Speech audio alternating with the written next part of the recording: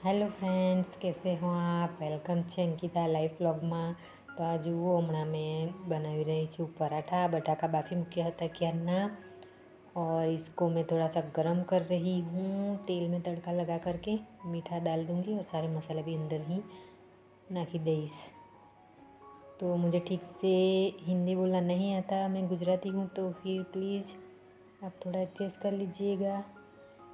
तो आ જુઓ, મેં બધા બટાકાને ઉપરના છિલકું કાઢી નાખ્યું છે અને હવે એને હું અંદર જ લોહીયામાં જ એને હું ક્રશ કરી નાખીશ અને રોટીનો લોટ પણ બાંધી દીધો છે।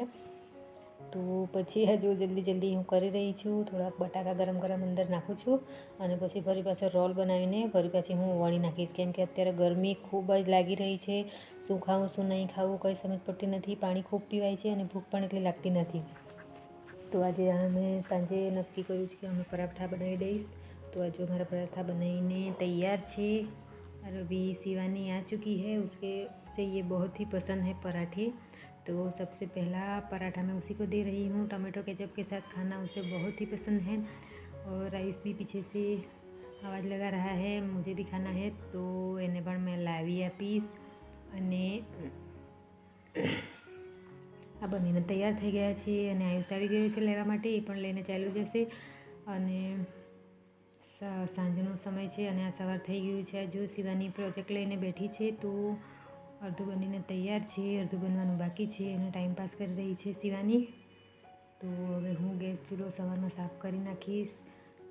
ચાય નાસ્તો અમે કરી લીધો છે, આ જુઓ। અને બધું એકવાર વિમ જેલથી બરાબર સાફ કરી નાખીશ। પહેલાં કચરો ભરી લઈશ અને પછી વિમ જેલથી સાફ કરી નાખીશ પાણીથી। અને જુઓ, મને આમાં કમ્ફર્ટેબલ લાગે છે, કેમ કે ગરમી ખૂબ લાગે છે, એટલે ફિટ કપડાઓ પહેરવાનું મને પસંદ બિલકુલ નથી। અને એમ પણ મને પેટની બીમારીઓ રહ્યા કરે છે, એટલા માટે મને ઢીલા જ ગમે છે। તો આજે તો હું આ બેઝિંગ સાફ કરી જ નાખીશ, કેમ કે આજે કરું કરીને આ રહી જ જાય છે। બીજું બધું કામ થયા કરે છે, કેમ કે નવા ઘરમાં શિફ્ટ થાય છે, તો ઘણું બધું કામ હોય છે। તો ધીરે ધીરે કરીને એક સાફ કરવું પડે છે। તો આ બેકિંગ સોડા, પછી લીંબુ અને વિમ જેલ બધું અંદર નાખી દઈશ। ક્લિનિક પ્લસ છે શેમ્પૂ, તો તેને પણ નાખીને 5 મિનિટ સુધી હું એને અહીંયા રહેવા દઈશ। લીંબુ એમ જ ઘસી દઈશ, જોઈએ છે કેટલું સાફ થાય છે। જેટલું પણ થશે તેટલું મારા માટે તો સારું જ છે, કેમ કે ઘણું બધું ગંદુ છે, એટલા માટે હજુ આવી રીતના હું સારી રીતના પહેલાં એને અહીંયા હું રગડી દઈશ અને બેકિંગ સોડા ઉપરથી નાખું છું। આઈ હોપ મારો વિડીયો પસંદ આવે તો લાઈક કરજો, સબસ્ક્રાઈબ કરજો,